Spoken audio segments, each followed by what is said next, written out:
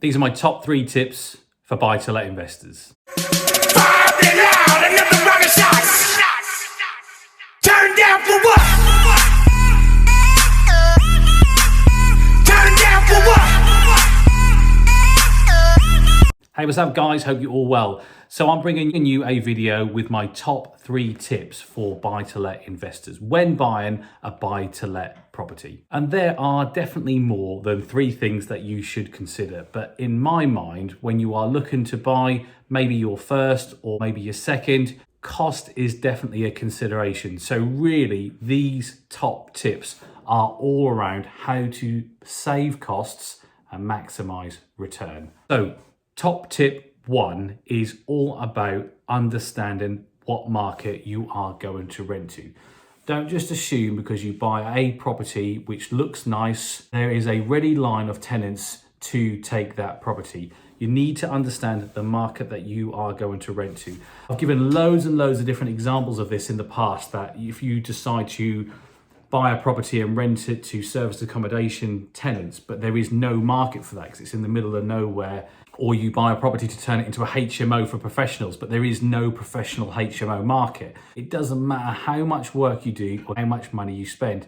If you aren't pitching to the right market, the target market, then you aren't going to have a successful property investment. So my first top tip is definitely understand what is your primary market, and then dig deep, dig down and try and understand where the gaps in the market are and what part of the market is growing the most. If you take students 10 years ago, the gap in the market was for properties that offered more than 4 bedrooms. So the gap in the market was to buy properties that I could turn in to 5 and 6 bedroom properties.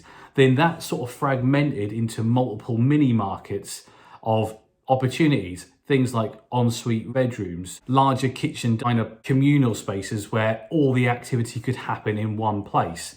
Sorry if my camera angle looks a bit different. I had to stop halfway through filming because I had a DPD driver turn up with a load of desks for one of my student houses. But anyway, top tip number 2 for buy-to-let investors. So my top tip number 2 is all about the type of property that you are going for. Now, I've lost count how many times I've spoken to new investors who just want to buy properties that they would live in themselves. And they really like new build flats because they come out all nice and shiny, and they think that the low cost price will give a great yield or return on investment.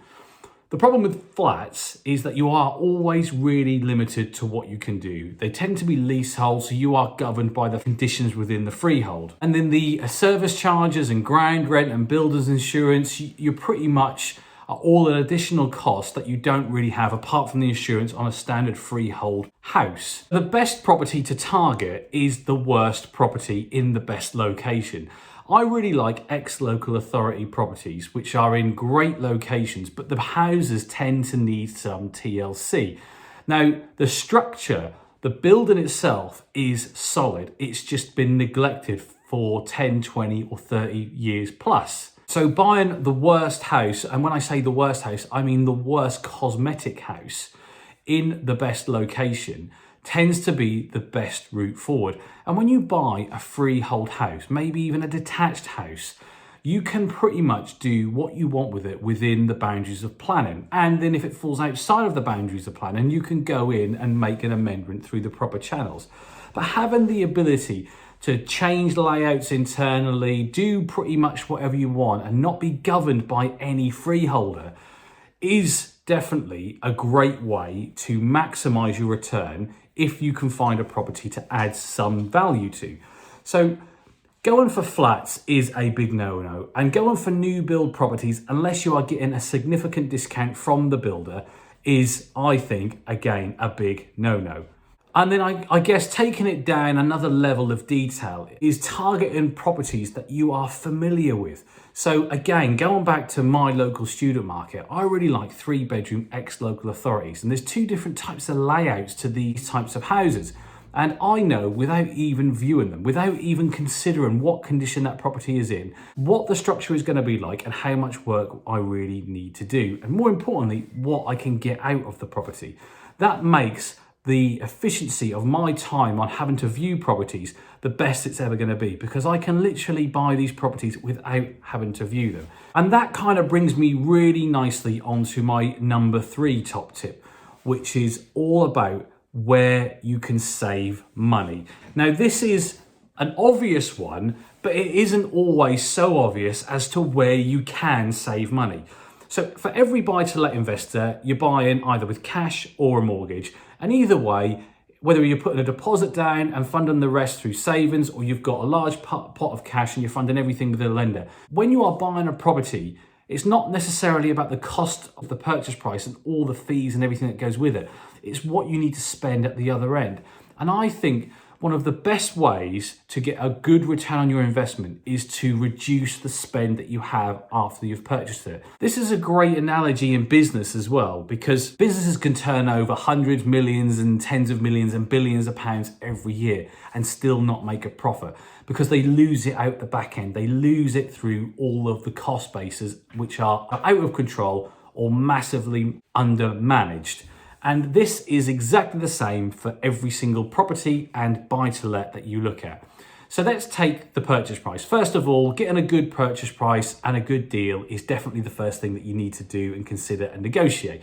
But after all that is said and done, we need to start to look at what you need to spend to get the property where you need to get it to. Bringing this sort of closer to home, when I'm looking at my 3-bed ex-local authorities, it's pretty much a wild, wild west at the moment. Prices are going sky high. People are overpaying without considering all of these fundamentals. So someone will pay $270 for a property worth $250,000 that doesn't have any double glazing, any central heating, needs all brand new kitchens and bathrooms, and all the walls are covered in Artex.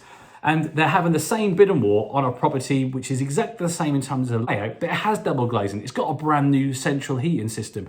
It has a brand new kitchen that's recently been put in that you won't need to touch.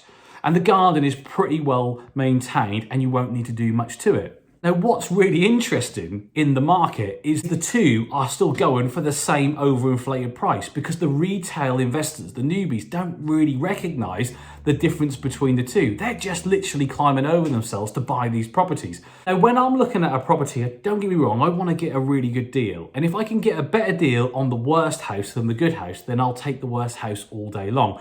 But really, where we fit in, the entrepreneurial property investors that are looking to maximize the return on our cash and our time, is we want to be buying the better property for a price which is below the worst property. And that is one of the key fundamental things that can make your property investment journey in terms of starting a buy-to-let portfolio far more rewarding and far more cost efficient. And then I guess taking that down to another level of detail is recognizing when something looks really tired and can put potential buyers off, can put your competition off, because their uneducated eye doesn't recognize that it is purely a cosmetic view and not a structural or integrity issue with the property itself. And a really good example on this, again, is windows and roofs. Now, I have seen people buy properties and re-roof them when they don't need doing it. And that is a massive cost, just because the roof looks like it could do with doing it. But if the integrity of the roof is there and functions as a functional roof, when you are renting, you are not going to get a higher rent because you've got a new roof on it. When you are renting, you are not going to get a higher rent because you've replaced what are effectively older double glazed windows with brand new double glazed windows. It's just your personal emotional opinion that overall it looks better. And in some cases, it is the right thing to do. Definitely on flips. But when you're looking at buy-to-let investments, look at where you have to spend money. Look at where you are saving any money and you don't have to spend anything. And look at where other people will look to replace things that don't necessarily need replacing and you know will not impact your rental income and your return on investment. So that's it from me. 3 really simple top tips for every buy-to-let investor that if you follow, you should be able to make this property investing thing something very successful. Hope you found the content rich, and I'll catch you all on the next video. Fire it loud, another rocket shot. Turn down for what?